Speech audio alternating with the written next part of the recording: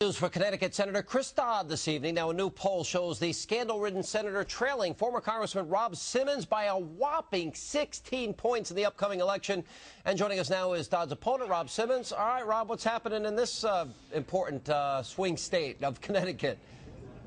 Well, Sean, thanks very much for having me on the show. And the poll says it all. The people of the state of Connecticut, the folks back home here in Connecticut, no longer trust Chris Dodd. They simply don't trust him, and that has seriously degraded his standings in the poll. And by contrast, somebody like myself, a military officer with over 37 years of service in the U.S. Army, somebody whose whole life has been public service, I've been boosted up in the polls. So that gives me a 16-point lead right now. A 33% job approval rating for a 30-year incumbent is almost unheard of. Specifically, what are you going to attack Dodd on?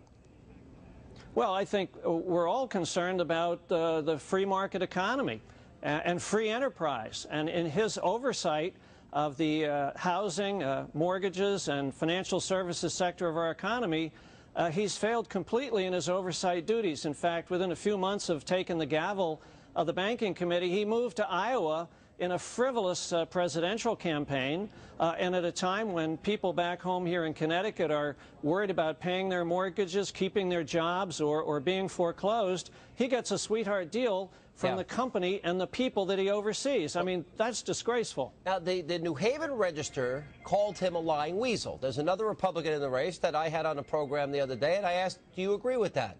I'll ask you the same question. Do you agree with the New Haven Register? Is Chris Dodd a lying weasel? It's harsh, but I think it's correct. He was asked by CNN whether he had anything to do with an amendment that protected the bonuses of those executives, and he said absolutely not. Yeah, within a day, right. He recanted and came back and said that he had, and the Hartford Courant said, Dodd flip-flop. Now, I'm sorry, but the chairman of the committee should know what's in his amendment. And when you say absolutely not, that should mean absolutely not.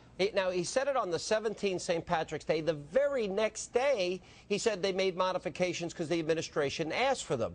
So that sounds to me, you don't change unless it's an outright lie, so I think that's an accurate term. But I agree with you, it's harsh. Let's talk. Well, it is harsh, but I agree with you. Let's talk about this Friends of Angelo countrywide deal. What do you make of that mortgage? Well, he's told us almost a year ago that he would release the documents to the media here in Connecticut and to the people of Connecticut. Almost a year has gone by, and the best he's done is invite a few people, a few journalists, not a lot, into his office in Hartford, show them a stack of documents, read a statement, and say that is that. That's unsatisfactory. I've had a mortgage, and in fact, I went on TV here in Connecticut and presented my mortgage documents to the TV station and said, take a look at them. I don't think there's anything secret about mortgage documents. Why doesn't he release the documents? Well, I think it's the idea that he's the chair of the Banking Committee and he's got a special sweetheart deal, but it's not just one. He's got this, this deal over in Ireland, where, quote, cottage where he made a fortune there, too. And I guess this raises the question, do you think Chris Dodd is a corrupt politician as well? I think he's gotten very accustomed to the good life down in Washington, D.C. He's lost touch with his constituents up here in Connecticut. My family comes from Ireland, a cottage. I think you know what a cottage in Ireland is supposed to be, and in this instance, it's $1 million property, a 10-acre island with a very modern dwelling or a couple of dwellings on it. That's not my idea of an Irish cottage. Yeah.